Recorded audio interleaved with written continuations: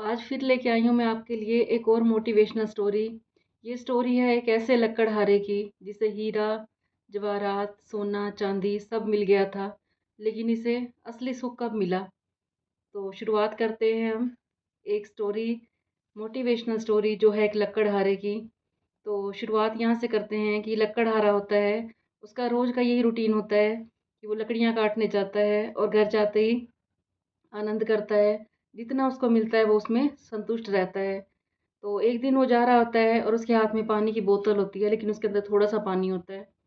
जाता है लकड़ियाँ काटने के लिए और वहाँ पे उसको प्यास लगती है। तो जैसे ही वो बोतल निकाल के पानी पीने लगता है, तो पीछे से आवाज़ आती है। तो पीछे वो मुड़ के देखता है कि एक फ़कीर लेटा होता है। वो फ़कीर कहता है, "मुझे बहुत प्यास लगी है, मुझे पानी पिला दे।" तो वो कहता है, "ठीक है, इसमें 5 घूँट पानी के हैं, 2 घूँट तुम पी लो और 2 घूँट मैं पी लेता हूँ और 1 घूँट मैं रख दूँगा।" ऐसे करके वो दोनों 2-2 घूँट पानी के पी लेते हैं। फिर थोड़ी देर बाद वो फिर बोलता है कि मुझे बहुत प्यास लगी है। तो वो कहने लगा तो इसके अंदर 1 घूँट है। वो चिल्ला के बोलता है, "ये लो, ये बोतल तुम ही रख लो, तुम ही पी लो इसके अंदर जो 1 घूँट पानी है, मैं नहीं पीता।" ये कह के वो वहाँ पे बैठा रहता है और उसे प्यास से व्याकुल हो जाता है। तो फिर वो जो होता है वहाँ पे फ़कीर होता है, बोलता है लकड़हारे को, तुम्हें देखता हूँ, तुम लकड़ियाँ काटने आते हो, इतनी मेहनत करते हो, तुम्हारा गुज़ारा कैसे चलता है? तो वो कहता है बस भगवान रोटी खिला देता है, मैं उसमें खुश रहता हूँ। वो कहने लगा कि तुम्हें कुछ और दूँ तो क्या तुम पाना चाहोगे? तो उसने कहा, हर कोई चाहता है कि हम आगे तरक्की करें, हमें कुछ और धन मिले। तो वो कहता है ऐसे करो, तुम रोज़ नीम की लकड़ियाँ काटते हो, बबूल की काटते हो, तुम चंदन की लकड़ी क्यों नहीं काटते? तो लकड़हारा कहता है कि चंदन की लकड़ी मैं कहाँ से काटूँ? मुझे तो कुछ पता ही नहीं है। तो फ़कीर उसको बोलता है तुम थोड़ी और आगे जाओगे, जहाँ से तुम काट रहे हो थोड़ी और आगे जाना, तुम्हें चंदन की लकड़ी के पेड़ मिलेंगे, तुम चंदन की लकड़ी काटना, फिर तुम्हें बहुत अच्छा प्रॉफ़िट होगा। तो कहता है ठीक है फ़कीर, मैं ऐसे ही करूँगा।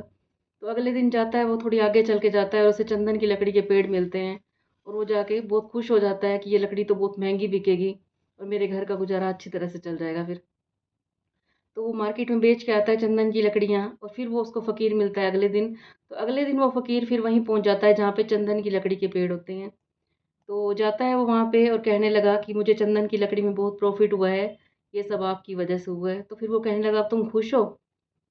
कहता है लकड़हारा हाँ, मैं खुश हूँ। तो फिर वो कहने लगा तुम संतुष्ट हो? कहने लगा हाँ, मैं संतुष्ट हूँ। क्या तुम्हें इससे भी कुछ ज़्यादा चाहिए? वो कहने लगा हाँ, बाबा बताओ मेरे को। वो फ़कीर कहता है तुम कल थोड़ी और आगे चलना, तुम्हें वहाँ पे खुदाई करनी पड़ेगी और तुम्हें वहाँ पे चाँदी दबी मिलेगी, वहाँ पे चाँदी के सिक्के होंगे, तुम वो लेना। वो खुश हो जाता है लकड़हारा, कहने लगा कि अभी मेरा अच्छा गुज़ारा हो रहा है, कोई नहीं और अच्छा हो जाएगा। तो जाता है वो थोड़ी दूर आगे जाता है, तो वो खुदाई करता है और उसको चाँदी के सिक्के मिलते हैं। वो चाँदी के सिक्के बेच के बहुत खुश हो जाता है और फिर आता है फ़कीर के पास, वो चंदन की लकड़ी के पेड़ के पास ही लेटा होता है और आके उसको बोलता है कि चाँदी के सिक्के मिल गए हैं मुझे, धन्यवाद करता है उसका और चाँदी के सिक्कों को बेच के एक प्लॉट ले लेता है। तो बताता है फ़कीर को कि मैंने ऐसे-ऐसे प्लॉट ले लिए। फ़कीर कहता है फिर तुम संतुष्ट हो? वो कहने लगा संतुष्ट तो हूँ, लेकिन अब आगे घर बनाने के लिए मुझे पैसे चाहिए। तो उसको फ़कीर बोलता है कि तुम थोड़ी और आगे जाना, तुम्हें सोने के सिक्के मिलेंगे। तो लकड़हारा बहुत खुश हो जाता है और जाता है वहाँ पे और खुदाई करता है और उसे सोने के सिक्के मिल जाते हैं। और फिर वो क्या करता है, अच्छा घर बना लेता है। घर उसका बन जाता है और फिर आता है वो फ़कीर के पास, फ़कीर फिर वहीं लेटा होता है। तो वो कहता है कि मेरे सोने के सिक्के बहुत अच्छे बिके हैं और मैंने घर बना लिया। उस लकड़हारे का घर बन जाता है, बहुत अच्छा बन जाता है वो। और फिर वो लकड़हारा जाता है फ़कीर के पास, जो फ़कीर वहीं पे लेटा होता है चंदन के पेड़ के पास। तो वो कहता है लकड़हारे को, अब तुम खुश हो, संतुष्ट हो? वो कहने लगा हाँ, मैं खुश हूँ, संतुष्ट हूँ, मेरा घर बन गया है। तो फिर उन्होंने कहा फ़कीर ने कि तुम्हें कुछ और भी चाहिए? मैं तुम्हें इससे और भी ज़्यादा बता सकता हूँ।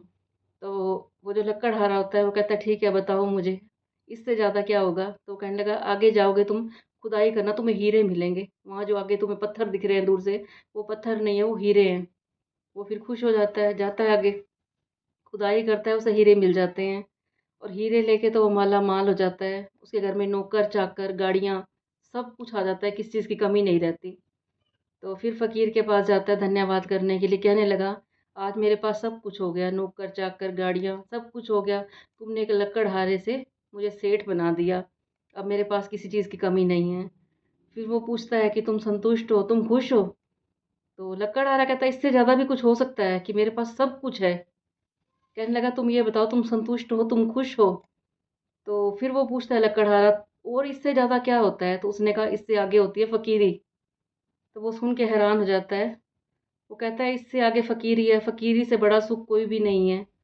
तो उसने कहा, फ़कीर ने उसको, कि मुझे ये सब कुछ पता था, सोने, चाँदी, चंदन का पेड़, सब कुछ पता था, हीरे का भी पता था, लेकिन जो मज़ा मुझे फ़कीरी में है, वो किसी में भी नहीं है। फ़कीरी का मतलब सिर्फ़ ये नहीं होता, जो लोग फ़कीर होते हैं, माँगने वाले होते हैं, फ़कीरी का मीनिंग ये होता है कि जो अपने में भी खुश है।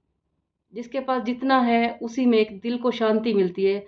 कई बार बड़े-बड़े सेठ होते हैं, गाड़ियाँ, नौकर-चाकर सब कुछ होते हैं, लेकिन उनके अंदर जो एक अंदर की प्रेम की शांति होती है, वो नहीं होती।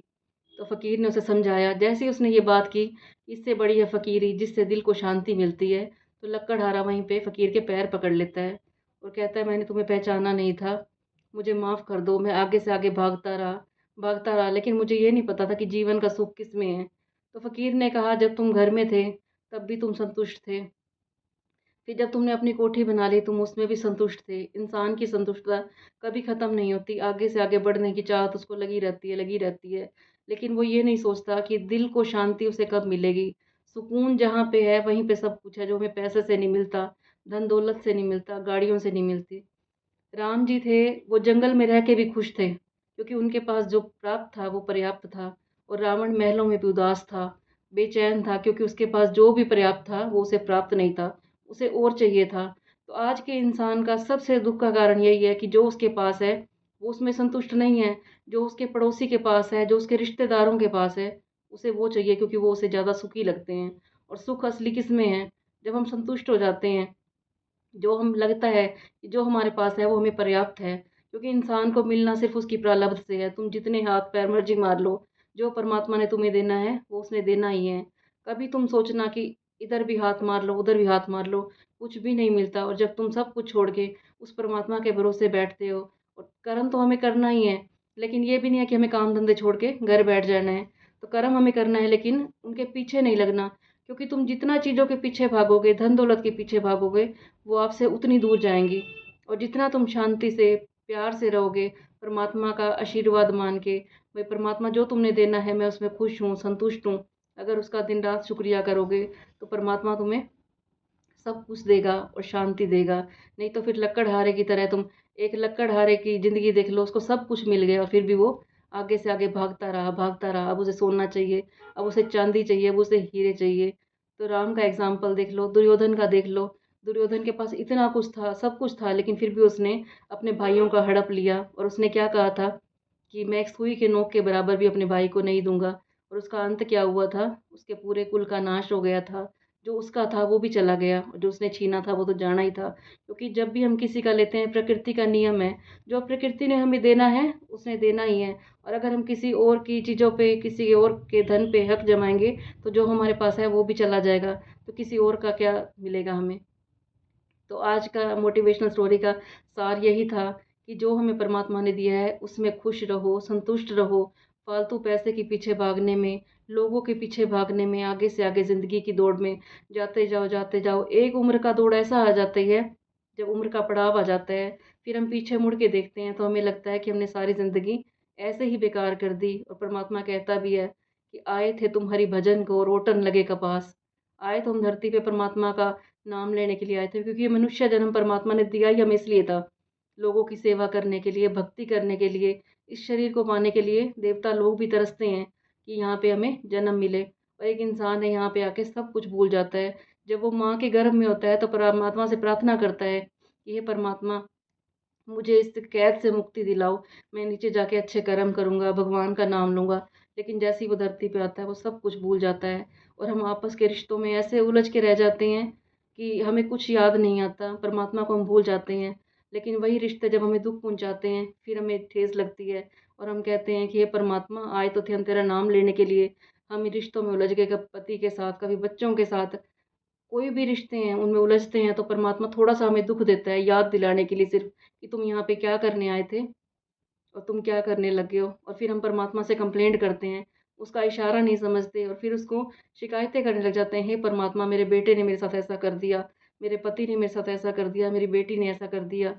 वो सिर्फ़ बच्चे नहीं करते, हमारा पति नहीं करता, हमारा बेटा नहीं करता, वो परमात्मा हमें इशारा देता है, तुम यहाँ पे क्या करने आए थे? तुम कभी भी जो भी मेरा व्लॉग देख रहे हो, जो आज की मेरी वीडियो देख रहे हो, कभी नोट करना, जितना आप इस संसारिक रिश्तों में उलझते जाओगे तो परमात्मा तुम्हें एक ठेस ऐसी पहुँचाएगा कि तुम ये सोचोगे कि हम इसके लायक नहीं थे, हम यहाँ पे क्या करने आए थे और क्या करने लग गए हैं।